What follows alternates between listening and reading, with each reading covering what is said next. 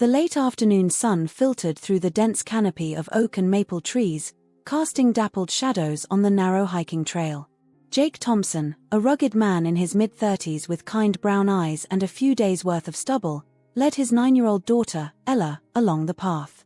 They had come to Whispering Pines State Park, just outside their hometown of Millbrook, Ohio, seeking a temporary escape from the worries that plagued their daily lives.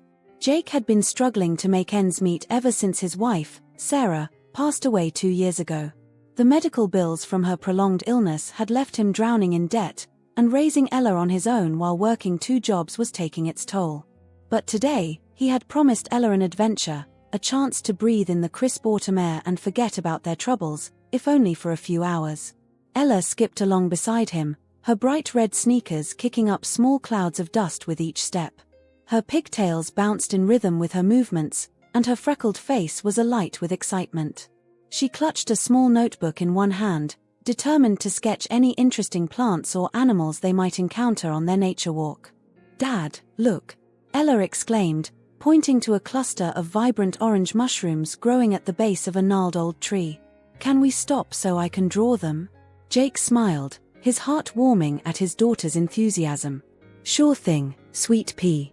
Just don't touch them, okay? Some mushrooms can be dangerous." As Ella crouched down, her tongue poking out in concentration as she carefully sketched the fungi, Jake took a moment to survey their surroundings. The forest was alive with the sounds of chirping birds and rustling leaves. A gentle breeze carried the earthy scent of decaying leaves and damp soil. For the first time in weeks, Jake felt his shoulders relax, the tension slowly seeping out of his body. Their peaceful moment was short-lived, however.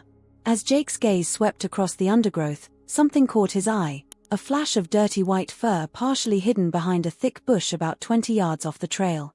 Curiosity piqued, he took a few steps closer, squinting to get a better look. What he saw next made his blood run cold. There, suspended from a low-hanging branch by a frayed rope, was the limp form of a dog. Its matted fur was caked with mud and what looked horribly like dried blood.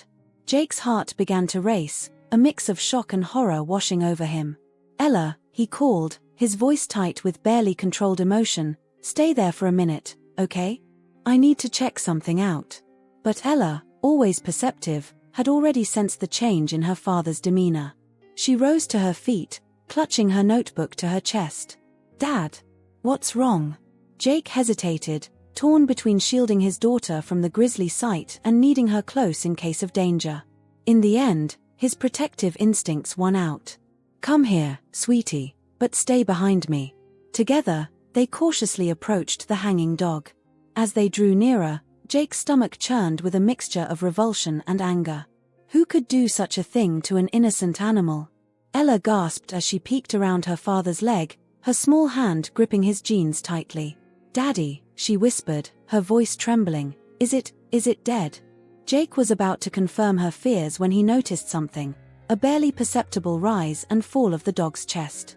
"It's alive," he breathed, a spark of hope igniting in his chest. Without a second thought, he sprang into action. "Ella, I need you to be brave for me, okay?" Jake said, kneeling down to meet his daughter's wide-eyed gaze. "I'm going to get the dog down, but I need you to help me. Can you do that?" Ella nodded solemnly, her fear giving way to determination. "What should I do?" "Stand right here," Jake instructed, positioning her a few feet away from the tree. "When I lower the dog, I need you to help me catch it so it doesn't hit the ground too hard. Can you do that?" "Yes, Dad," Ella replied, her voice stronger now. Jake approached the tree, his heart pounding in his ears. Up close, the dog's condition was even worse than he'd initially thought. Its body was covered in cuts, bruises, and scars, clear signs of prolonged abuse. The rope around its neck was tight, and Jake could see where it had rubbed the fur away, leaving raw, irritated skin. Taking a deep breath to steady himself, Jake reached up and began working on the knot.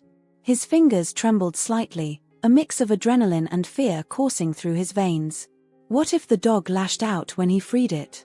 But one look at its battered body told him the animal was in no condition to attack. As the knot finally gave way, Jake carefully lowered the dog into his arms. Its body was surprisingly light, and he could feel its ribs protruding beneath its matted fur. Ella rushed forward, helping to support the dog's hindquarters as they gently laid it on the ground. For a moment, they both stood there, frozen by the enormity of what they'd just done. The dog's chest rose and fell with shallow, labored breaths. Its eyes were closed, but occasionally, a small whimper escaped its throat. Ella was the first to break the silence. "Dad, we have to help him," she said, her voice thick with emotion. "We can't leave him here." Jake knew she was right. Despite the risks of bringing a strange, injured animal into their home, he couldn't bear the thought of abandoning it. "You're right, sweetie," he said, ruffling her hair gently. "We'll take him home and do what we can." Carefully, Jake scooped the dog into his arms, cradling it against his chest. He could feel warm blood seeping into his shirt from the animal's wounds, but he pushed aside his discomfort. Ella gathered up their backpack and water bottles, her face set with grim determination. As they made their way back down the trail, the once peaceful forest seemed to have taken on a sinister air. Shadows that had previously seemed benign now felt menacing, and every rustle in the undergrowth made them jump. Jake couldn't shake the feeling that they were being watched, that whoever had done this to the dog might still be lurking nearby.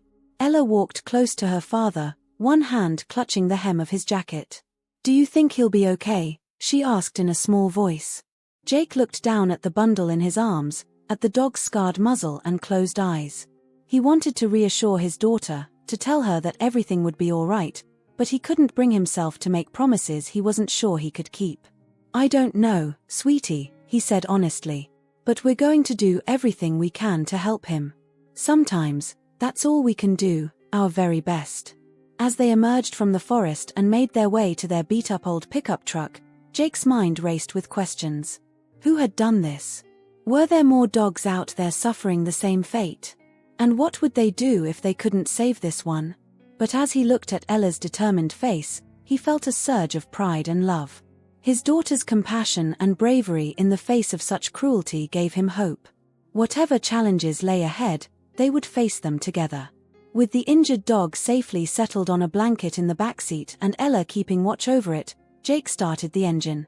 As they pulled away from the park, leaving behind the idyllic facade that had hidden such darkness, he knew that their lives had just changed irrevocably. The peaceful afternoon hike they had planned had turned into something far more significant, the beginning of a journey that would test their courage, compassion, and resilience in ways they could never have imagined. The old pickup truck rumbled down Maple Street, its engine protesting as Jake pushed it a little faster than usual.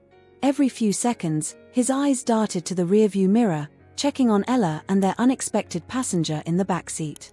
The dog hadn't moved since they'd placed him on the threadbare blanket, and Jake couldn't shake the fear that each labored breath might be its last. As they pulled into the driveway of their modest single-story home, the reality of what they were about to do hit Jake like a ton of bricks. He was a construction worker, not a veterinarian. What did he know about treating a severely injured animal? "Ella, honey," he said, turning to face his daughter, "I need you to run inside and clear off the coffee table in the living room. Grab some old towels from the laundry room too, okay?" Ella nodded solemnly, her face set with determination.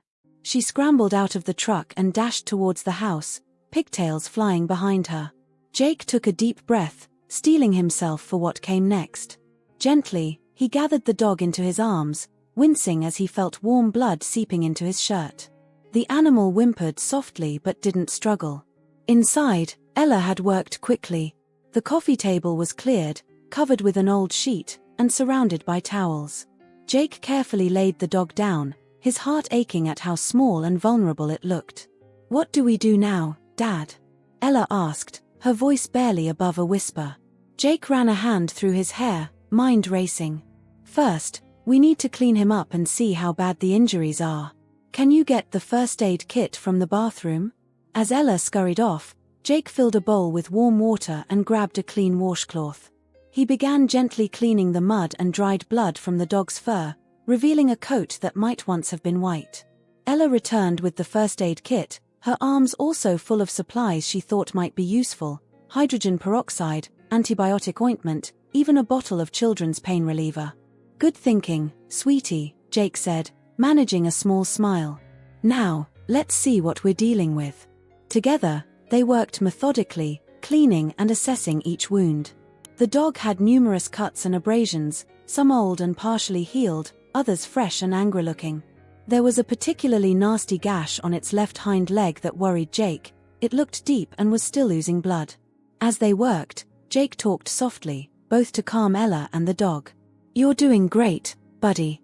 We're going to get you fixed up, don't you worry." Ella, who had been quiet and focused, suddenly spoke up. "Dad, I think we should name him." Jake paused, looking at his daughter quizzically. "Name him?" Ella nodded earnestly. "Yeah. It doesn't feel right to keep calling him the dog. He needs a name." Despite the gravity of the situation, Jake felt a smile tugging at his lips. Trust Ella to think of something like that at a time like this.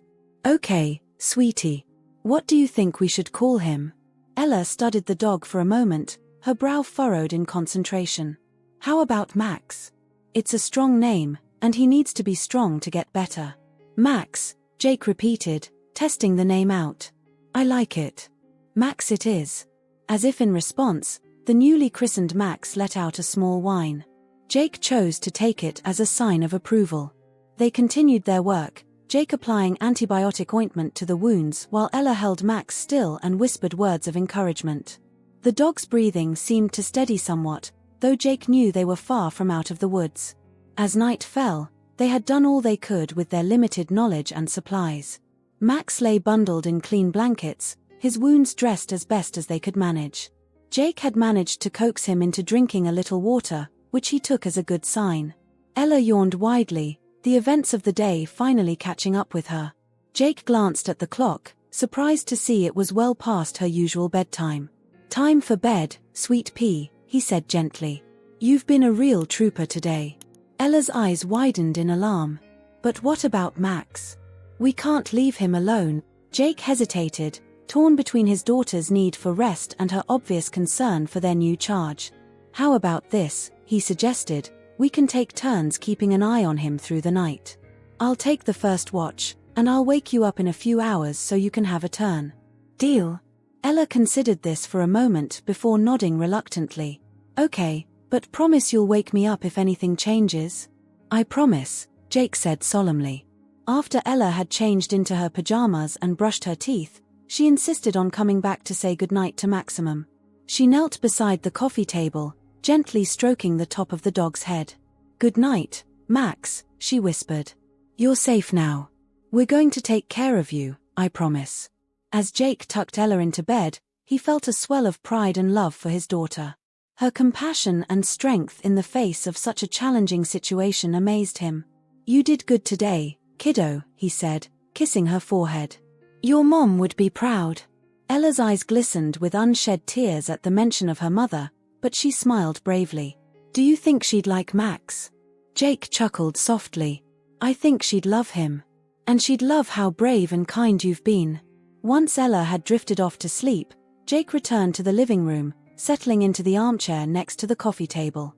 Max's eyes were open now, watching Jake warily. "Hey there, buddy," Jake said softly, reaching out slowly to let the dog sniff his hand. "You've had quite a day, huh? Don't worry, you're safe now." As the night wore on, Jake found himself talking to Max, telling him about their little family, about Sarah and how much they missed her, about Ella's love for art and nature, about their struggles and their hopes. It felt cathartic, sharing these things with this silent, wounded creature who seemed to listen without judgment. Every so often, Jake would gently check Max's wounds, relieved to see that the bleeding had mostly stopped. The dog's breathing, while still labored, seemed a bit easier. Around midnight, true to his word, Jake woke Ella for her shift. She padded into the living room, rubbing sleep from her eyes but looking determined. "How is he?" she asked, settling cross-legged on the floor next to the coffee table. "A little better, I think," Jake replied.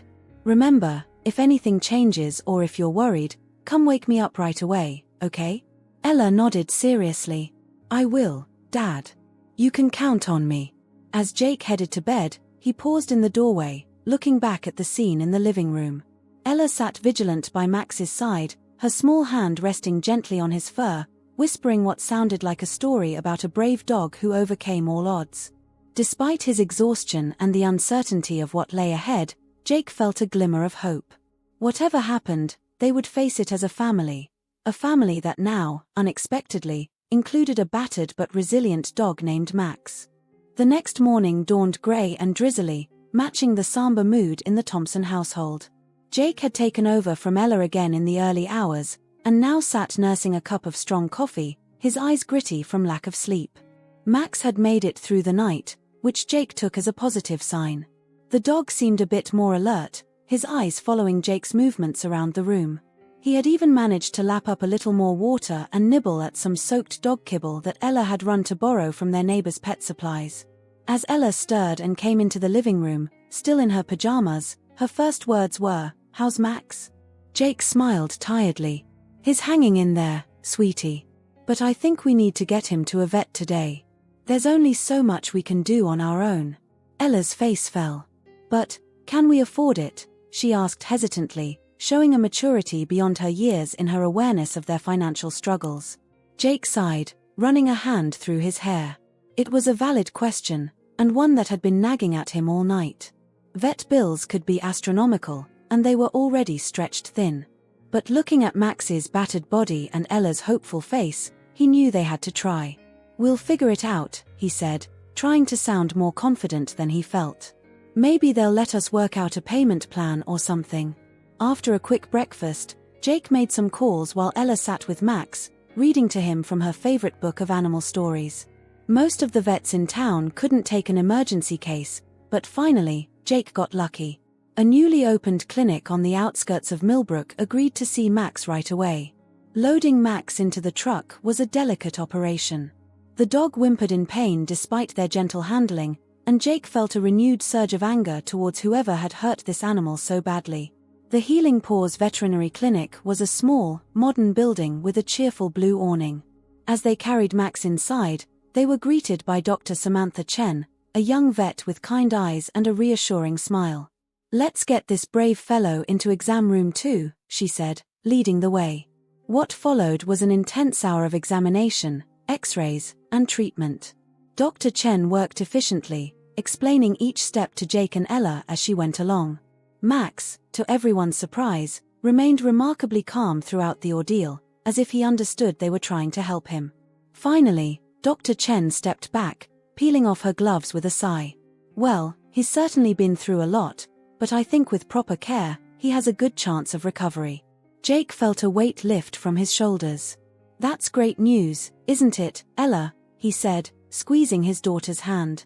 Ella beamed, but her smile faltered as she asked the question that had been on both their minds. "How much is it going to cost?" Dr. Chen's expression softened. "I understand you found Max in a pretty terrible situation," she said. "I have some connections with local animal welfare groups. Let me make a few calls and see if we can get some assistance with the bills. In the meantime, let's focus on getting Max the care he needs." As they left the clinic later that afternoon, with Max heavily bandaged but looking more comfortable thanks to pain medication, Jake felt a mix of emotions. Relief that Max was on the road to recovery, gratitude for Dr. Chen's kindness, and a growing determination to find out who was responsible for Max's suffering. Ella sat in the back seat with Max's head in her lap, gently stroking his ears. "We did it, Dad," she said softly. "We saved him." Jake met her eyes in the rearview mirror, seeing in them a reflection of his own resolve. "We sure did, sweetie. And this is just the beginning." As they drove home, Jake couldn't shake the feeling that their lives had changed irrevocably. By saving Max, they had stumbled into something bigger than themselves, a mystery that needed solving, an injustice that needed righting. The road ahead would be challenging, but looking at Ella's determined face and Max's trusting eyes, Jake knew they were up for the task. Their little family of 2 had unexpectedly grown to 3, and with that growth came a new purpose. Whatever came next, they would face it together, Jake, Ella, and Max, united by compassion and the unbreakable bonds of love and loyalty. The days following Max's rescue blended into a whirlwind of activity for the Thompson household. Jake and Ella fell into a routine of administering medication, changing bandages, and providing the constant care and attention that Max needed to heal. Despite the challenges, there was a newfound energy in their small home, a sense of purpose that had been missing for far too long. Max, for his part, seemed to blossom under their care. Though still wary of sudden movements and loud noises, he began to show glimpses of the loving, playful dog he might have been before his ordeal. His tail, once tucked fearfully between his legs, now gave tentative wags when Ella read to him or Jake scratched behind his ears. It was during one of their now regular checkups with Dr. Chen that the true extent of Max's past began to come to light. As the vet gently examined Max's healing wounds, her brow furrowed with concern. "Jake," she said, her voice low and serious, "I've been comparing Max's injuries with some other cases I've seen recently. I hate to say it, but I'm almost certain he's been involved in dogfighting." The words hit Jake like a physical blow. He'd heard rumors of such activities in the area, whispered conversations at the construction site or in the local diner, but he'd always dismissed them as urban legends.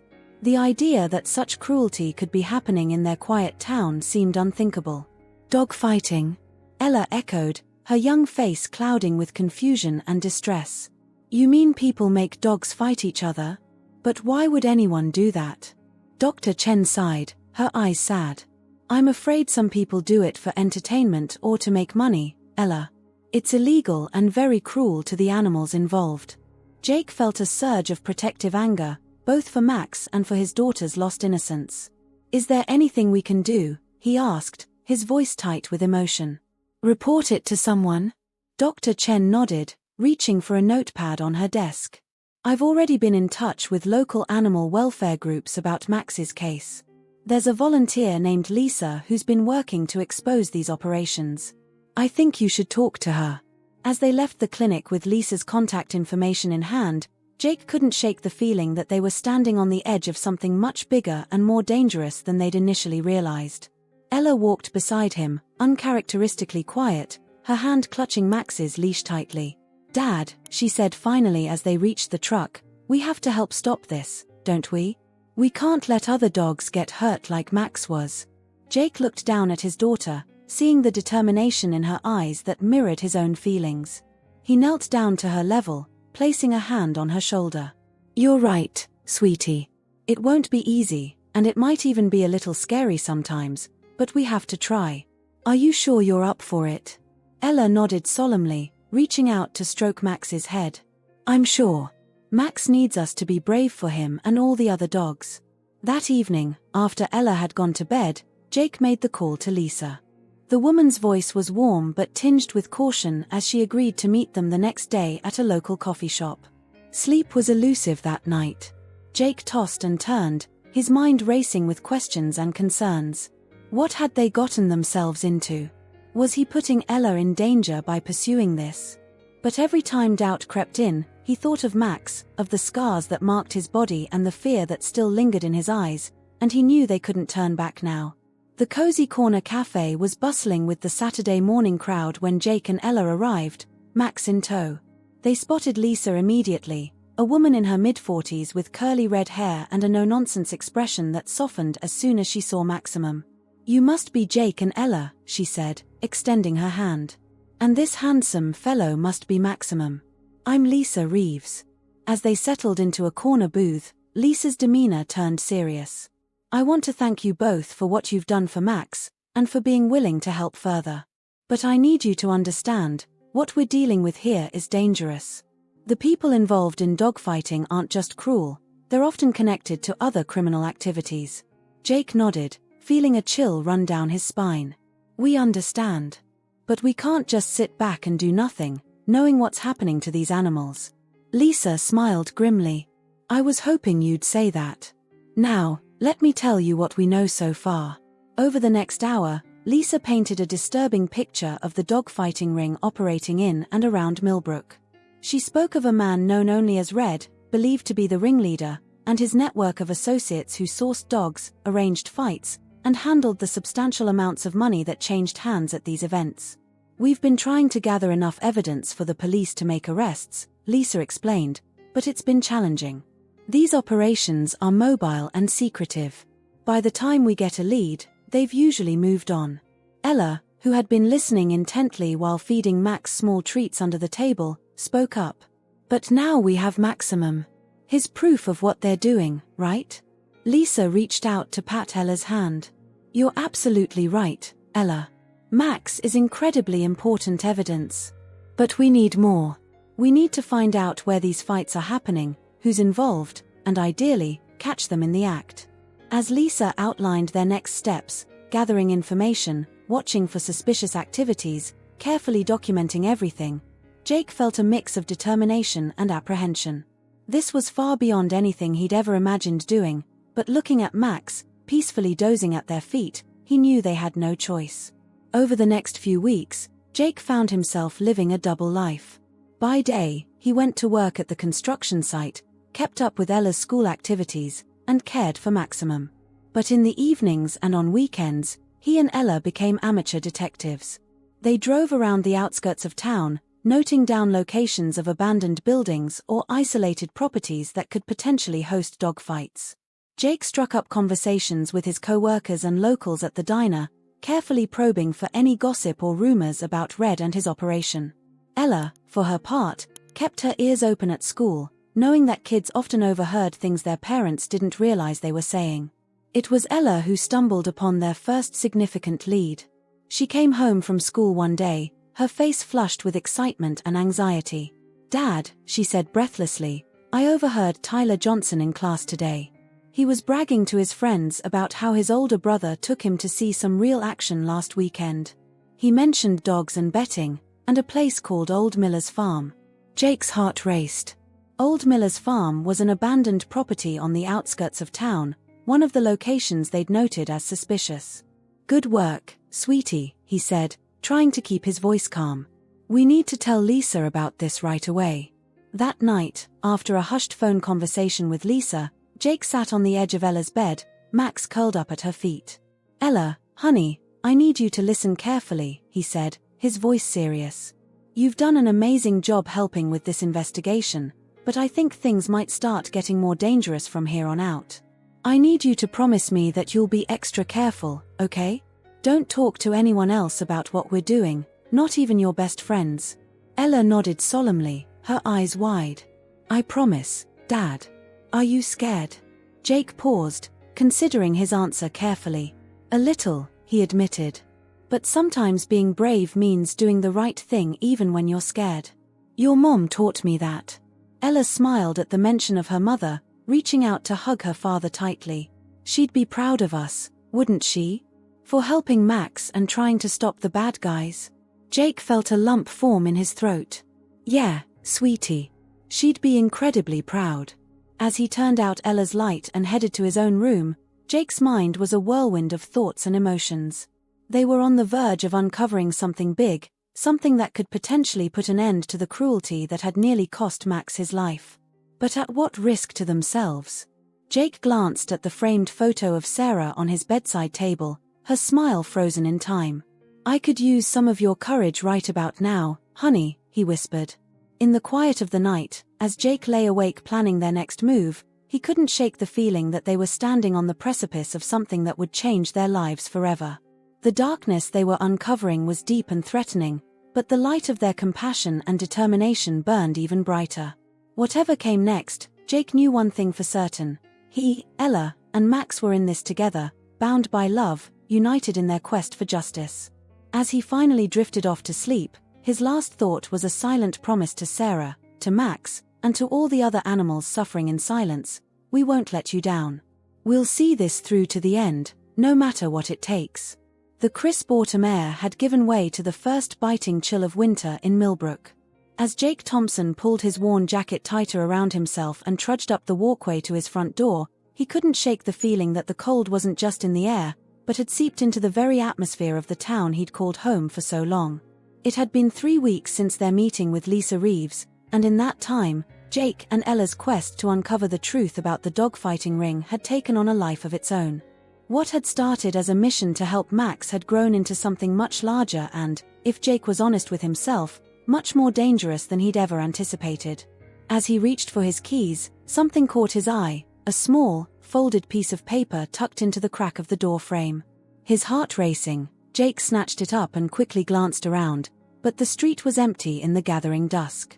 Inside, Ella was sitting on the living room floor, her homework spread out around her as Max dozed peacefully nearby. The sight of them, so normal and innocent, made the paper in Jake's hand feel like it was burning a hole in his pocket. "Hey, sweetie," he called, trying to keep his voice casual. "How was school today?" Ella looked up, her face breaking into a smile. "It was good, Dad. We learned about the water cycle in science class.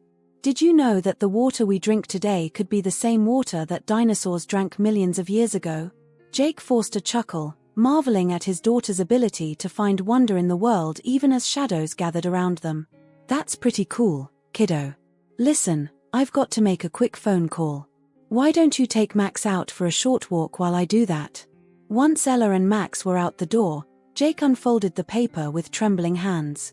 The message was short and typed, leaving no chance of identifying the handwriting. "Back off.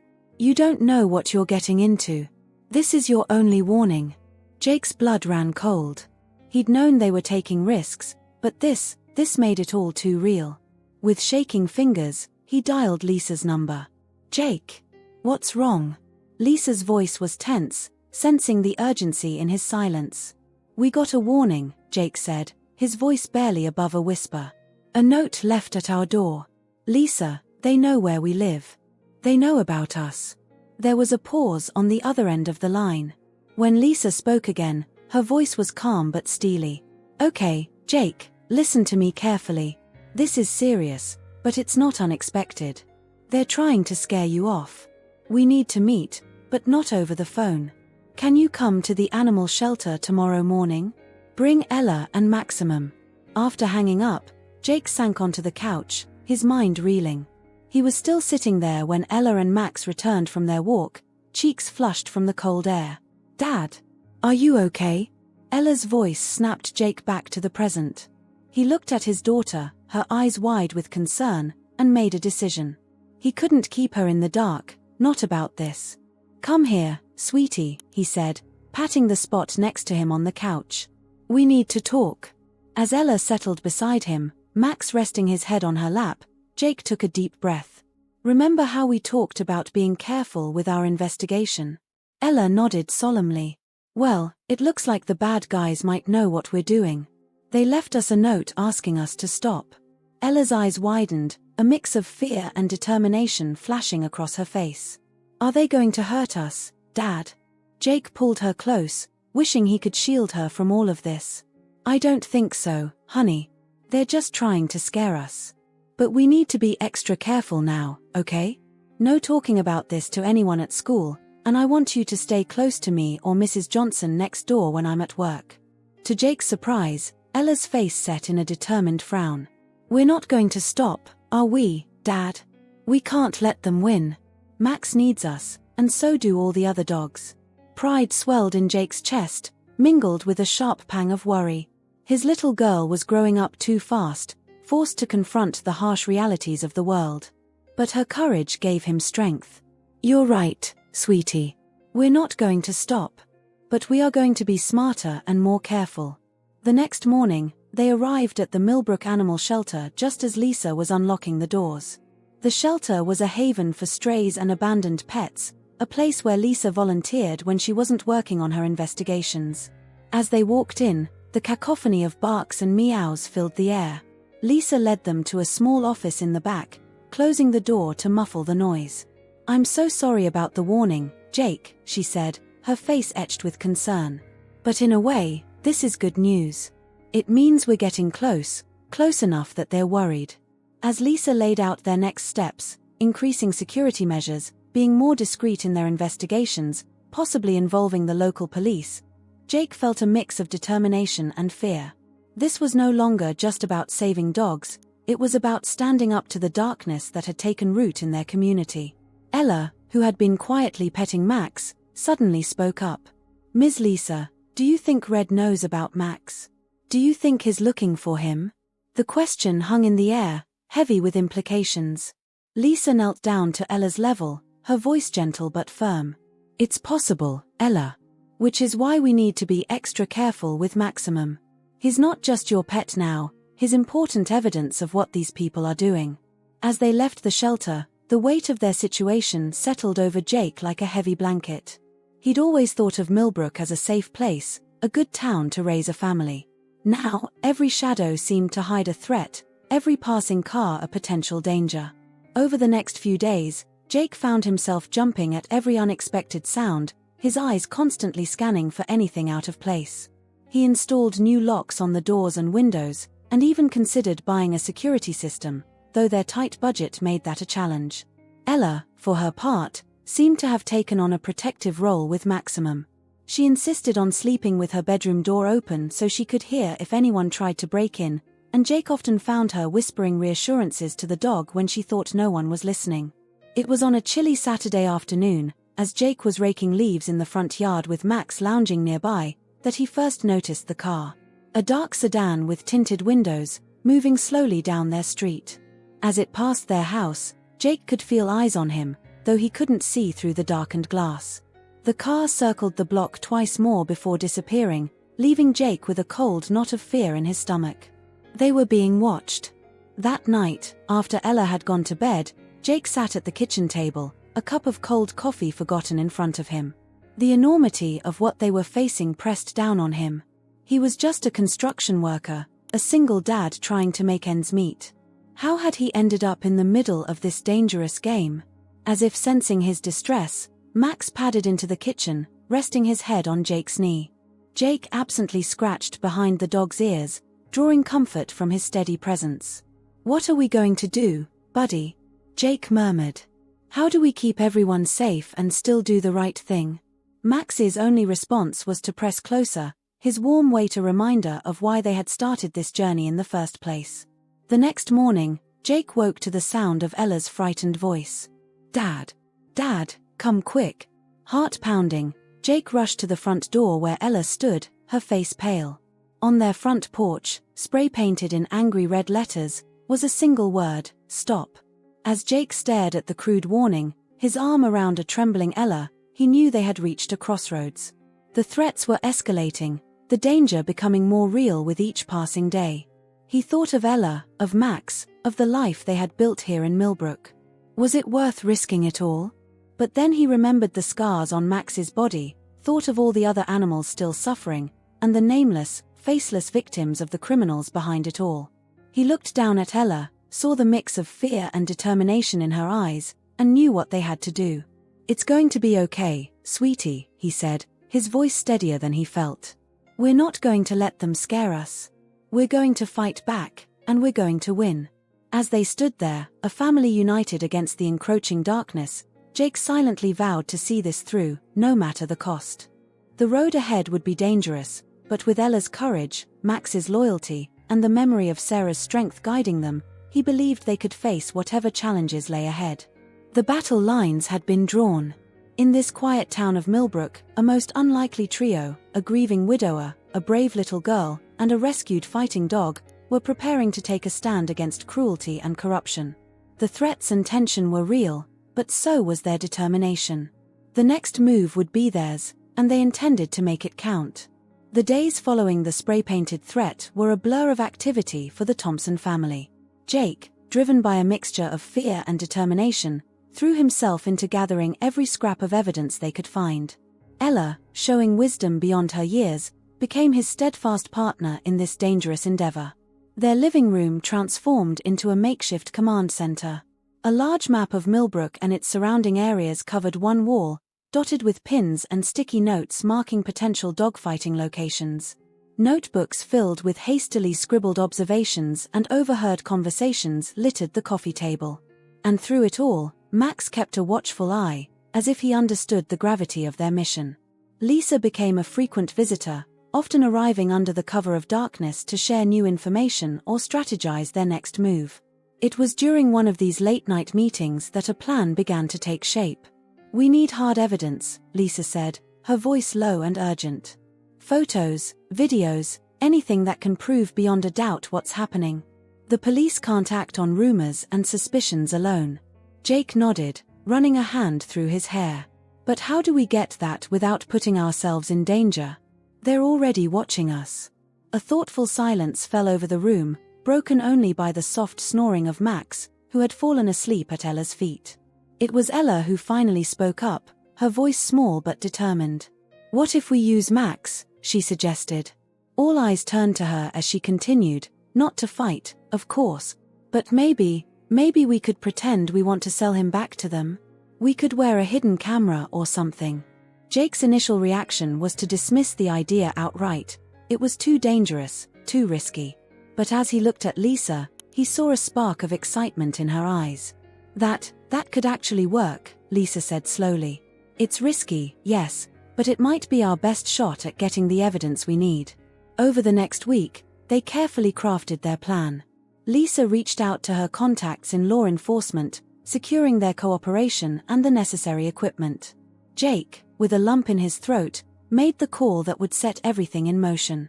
Using a burner phone and the bits of information they'd gathered about the dogfighting ring's operations, Jake posed as a down-on-his-luck owner looking to sell a promising fighter. The voice on the other end was gruff and suspicious, but the promise of a strong, experienced dog proved too tempting to resist. A meeting was set for the following Saturday night at an abandoned warehouse on the outskirts of town. As the day approached, tension in the Thompson household reached a fever pitch. Jake found himself going over the plan obsessively, his mind conjuring up every possible way it could go wrong. Ella, sensing her father's anxiety, did her best to stay strong. She spent extra time with Max, whispering promises that everything would be okay, that soon all the bad people would be caught and no more dogs would have to suffer. The night of the operation arrived cold and moonless, perfect for their clandestine mission. Jake knelt in front of Ella, his hands on her shoulders, his eyes searching hers. "You remember the plan, right?" he asked, his voice tight with worry. "You stay with Mrs. Johnson no matter what. If anything seems wrong, if I'm not back when I said I would be, you call the police immediately. Understand?" Ella nodded solemnly, throwing her arms around her father's neck in a fierce hug. "Be careful, Dad," she whispered. "I love you." Jake held her tight, blinking back tears. "I love you too, sweetie. More than anything in this world." With a final pat to Max's head and a nod to Mrs. Johnson, who had agreed to stay with Ella, Jake stepped out into the night. Lisa was waiting in her car around the corner, ready to follow at a safe distance and coordinate with the police. The drive to the warehouse felt both interminable and far too short. Jake's heart pounded in his chest, his palms sweaty on the steering wheel. Max sat in the passenger seat, unusually quiet, as if he sensed the importance of the moment. As they pulled up to the warehouse, Jake took a deep breath, steeling himself for what was to come. "Okay, buddy," he murmured to Max, "let's do this. For all the dogs who can't speak for themselves." The warehouse loomed before them, a hulking shadow against the night sky. Jake stepped out of the car, gently guiding Max on his leash. The hidden camera pinned to his jacket felt like it weighed a ton. A figure emerged from the shadows, a burly man with a shaved head and a scar running down one cheek. "You Thompson," he growled. Jake nodded, forcing his voice to remain steady. "That's me. This here's the dog I told you about." The man circled Max, eyeing him critically. Max, to his credit, remained calm, though Jake could feel the tension in the leash. "Looks like he's seen some action," the man grunted approvingly. "Follow me. Boss wants to see him himself."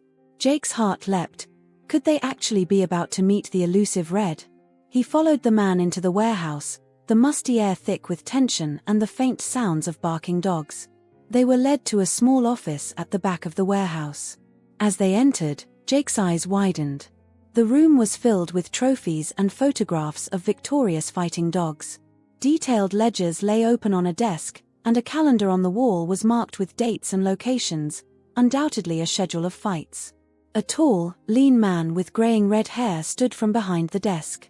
His cold eyes swept over Jake and Max, a predatory smile playing at his lips. "So, this is the fighter you were talking about," he said, his voice smooth as oil. "Let's have a look at him, shall we?" As Red approached to inspect Max, Jake's mind raced. They needed just a little more, just a clear admission of guilt. "He's a fine specimen," Red mused. "Been in many fights, I'd wager." "What's your asking price?" Jake swallowed hard. "Depends. What kind of fights are we talking about here? How often? What's the average payout?" Red's eyes narrowed, but greed seemed to outweigh his caution. He began to speak, detailing the brutal world of dogfighting, the frequency of matches, the amounts bet, the methods used to train the dogs.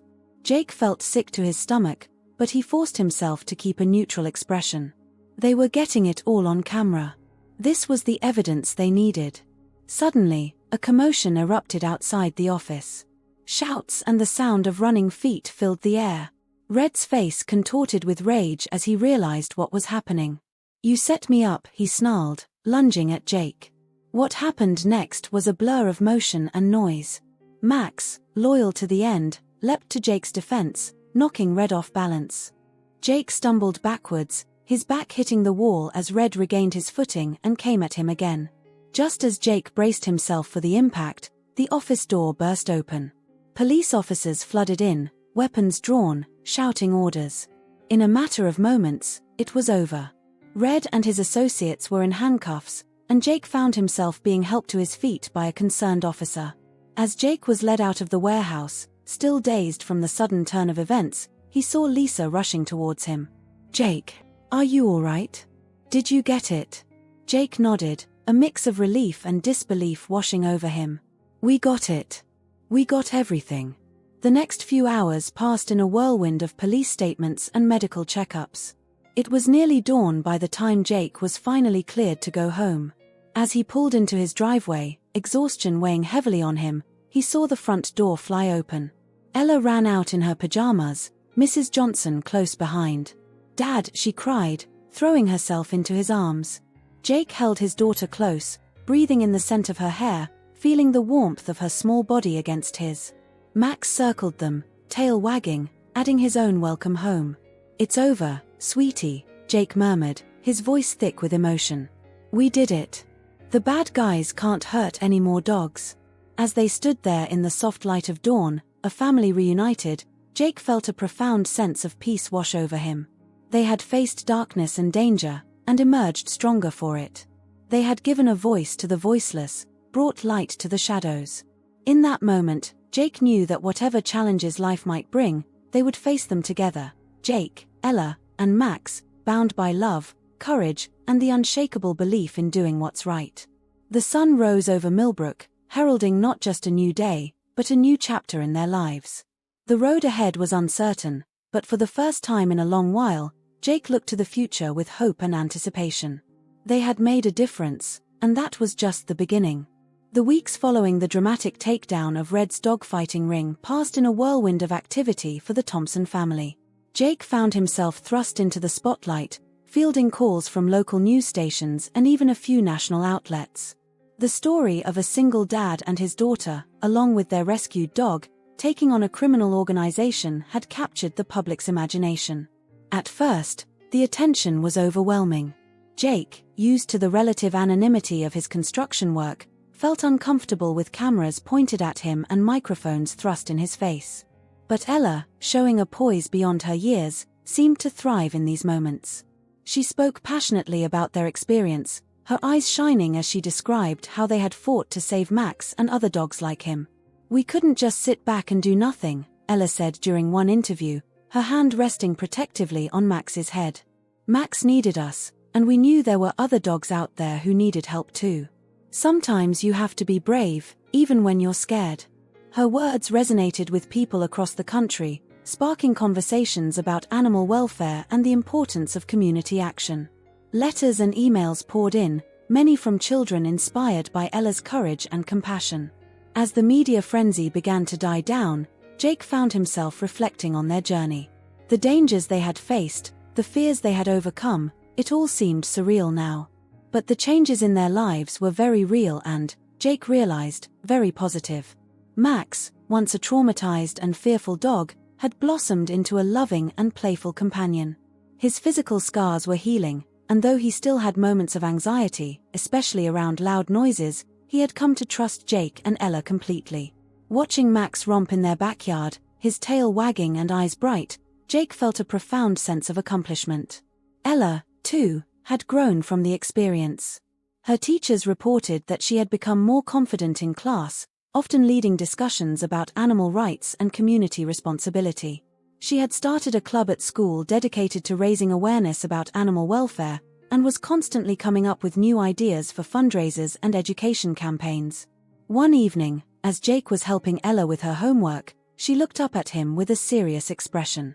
"Dad," she said, her voice thoughtful, "I think I know what I want to be when I grow up." Jake raised an eyebrow, intrigued. "Oh yeah? What's that, sweetie?" "I want to be a veterinarian," Ella declared. "Or maybe work in animal rescue. I want to help animals like Max, make sure they're safe and loved." Pride swelled in Jake's chest. "That's a wonderful goal, Ella. Your mom would be so proud of you." The mention of Sarah brought a bittersweet smile to both their faces. Jake often found himself wondering what she would think of their recent adventures. He liked to believe she would have been right there with them, her fierce determination and loving heart driving her to fight for what was right. As for Jake himself, the experience had awakened something in him that he hadn't realized was dormant. The sense of purpose, the knowledge that he could make a real difference in the world, it had transformed him. He no longer felt like he was simply going through the motions of life, working to pay the bills and get by. Now, he had a mission. It started small. Jake began volunteering at the local animal shelter on weekends, often bringing Ella and Max along. He used his construction skills to help repair and improve the shelter's facilities, and found himself enjoying the work more than he ever had before. Lisa, who had become a close friend through their shared ordeal, approached Jake with an idea one day. "Jake," she said, her eyes sparkling with excitement, "I've been thinking. The response to your story has been incredible. People want to help, they want to do something. What if we started our own organization?" And so, Max's Legacy was born. With Lisa's experience in animal welfare and Jake's newfound passion for advocacy, they created a non-profit dedicated to rescuing and rehabilitating former fighting dogs, as well as educating the public about the horrors of dogfighting and the importance of animal welfare. The organization started small, operating out of a rented office space in downtown Millbrook. But word spread quickly, and soon they were receiving donations and offers of help from all over the country. They partnered with local law enforcement to provide training on recognizing signs of dogfighting and animal abuse. They worked with schools to implement humane education programs. And, most importantly, they rescued dogs like Max, who had suffered unimaginable cruelty but still had so much love to give. Ella, of course, was their most enthusiastic volunteer. She threw herself into every aspect of the organization's work, from helping to socialize rescued dogs to speaking at school assemblies. Jake watched with amazement as his little girl grew into a confident, compassionate young woman before his eyes. As Max's legacy grew, so did its impact.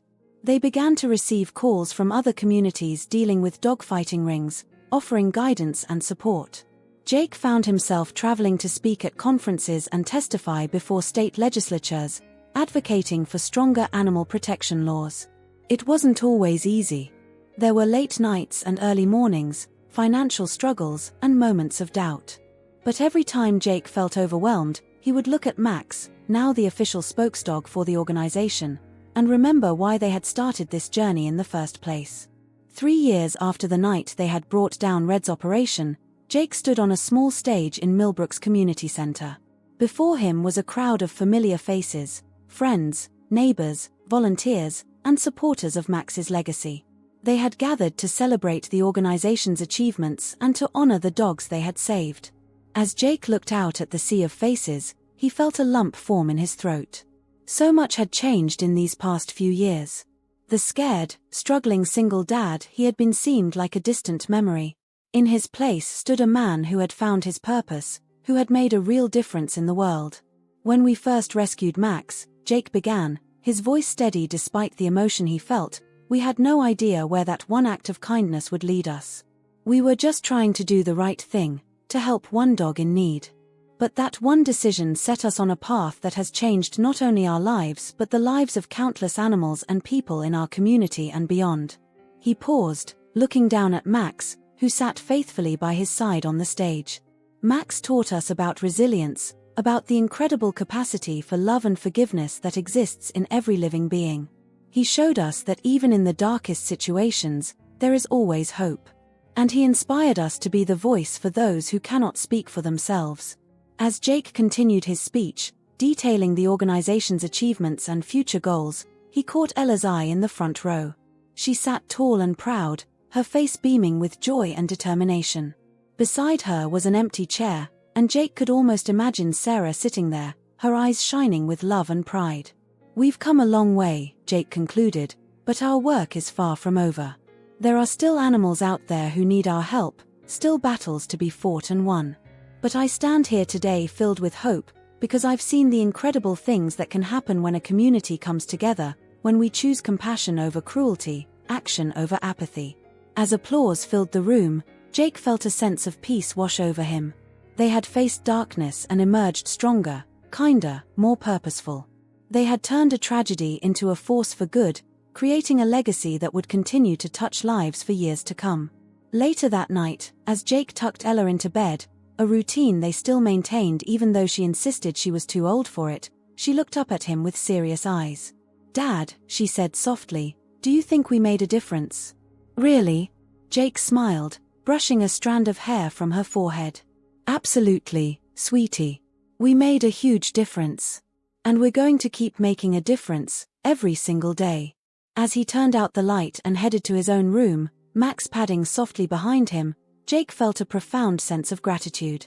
Their lives had been changed in ways he could never have imagined, all because they had chosen to act with courage and compassion. In the quiet of the night, as Jake drifted off to sleep with Max curled up at the foot of his bed, he sent a silent thank you to Sarah, wherever she might be. They had built something beautiful from their pain, created a legacy of love and hope that would endure. And Jake knew, with absolute certainty, that this was only the beginning.